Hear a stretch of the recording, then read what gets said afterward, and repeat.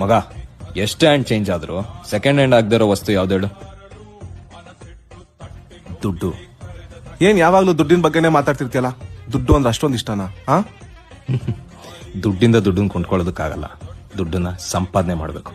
ಚಿಕ್ಕ ವಯಸ್ಸಲ್ಲಿ school teacher ದುಡ್ಡು ಮನುಷ್ಯರನ್ನ ಚೇಂಜ್ ಮಾಡ್ಬಿಡುತ್ತೆ ಅಂತ ಇದ್ರು. ನಾನು ಹಂಗೆಲ್ಲ ಇರಲ್ಲ ಅನ್ಕೊಂಡೆ. ಬಟ್ ಅದೇ ನಿಜ. ಅಳಿಯ ವರದಕ್ಷಿಣೆ ಇಸ್ಕೊಂಡಿಲ್ಲ ಅಂದ್ರೆ ಮಾವನ್ ಖುಷಿ. ಯಾಕೆ ಹೇಳು? ದುಡ್ಡು. ಮಗ ಕೆಲ್ಸಕ್ಕೆ ಹೋಗಲ್ಲ ಅಂತ ಅಪ್ಪನ್ ಕೋಪ. ಯಾಕೆ? ದುಡ್ಡು. ಇರೋದ್ರಲ್ಲಿ ಅಡ್ಜಸ್ಟ್ ಮಾಡ್ಕೊಂಡು ಹೋಗ್ತಾಳೆ ಅಂತ ಹೆಂಡ್ತಿ ಕಂಡ್ರೆ ಪ್ರೀತಿ. ಅದು ದುಡ್ಡೆ.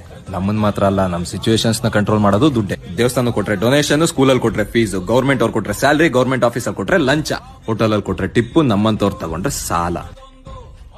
ಹೆಸರು ಬೇರೆ ಬೇರೆ ಆದ್ರೂ ಪೇಪರ್ ಒಂದೇ, ದುಡ್ಡು. ಇವಾಗ ನಿನಗ್ ದುಡ್ಡು ಅಂದ್ರೆ ಇಷ್ಟ ಇಲ್ವಾ?